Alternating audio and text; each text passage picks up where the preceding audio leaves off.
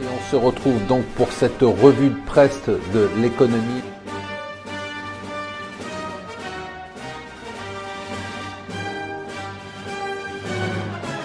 Bonjour et bienvenue sur Mon Financier pour le Morning Zapping. Nous sommes le vendredi 9 mars et on commence par le Brexit. Je sais pourquoi parler du Brexit, et bien parce que le temps presse. Ça paraît fou, hein, si vous regardez les dates, on était en juin 2016.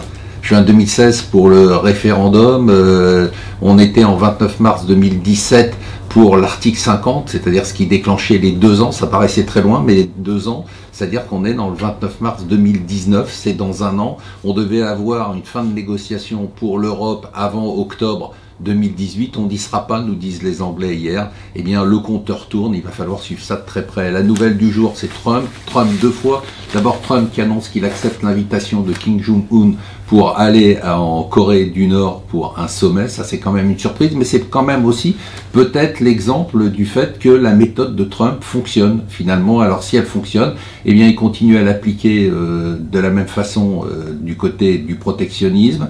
Il a annoncé donc qu'il mettait en place les taxes. Donc voilà pour la menace, voilà pour le bâton. Et la carotte, c'est de dire, maintenant, mais si vous voulez négocier, vous pouvez négocier, je peux vous exclure vous exempter de ces taxes si vous jouez les bons garçons dans les négociations. Donc voilà sa méthode et sa technique. Hier, on avait la réunion de la Banque Centrale Européenne.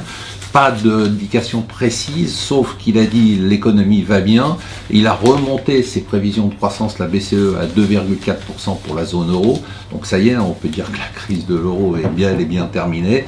Et il a dit simplement que même, ils ont enlevé une phrase qui disait qu'en cas de difficulté de la zone, il remettrait des liquidités. Pour l'instant, l'idée, c'est de dire que globalement, tout va bien et qu'on n'a pas besoin de remettre de l'argent.